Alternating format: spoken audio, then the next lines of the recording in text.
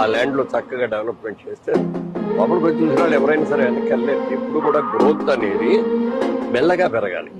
ఒక్కసారి పెరిగితే అది ఎప్పుడు అంటే తెలుగులో సామెత ఉంది, పెరుగుగా బిరుగుడు కొరకే ధర హెచ్చుడ దగ్గుడ కొరకే. అలాగే అవుతుంది. అందుకని స్లో డెవలప్మెంట్ ఎప్పుడు కూడా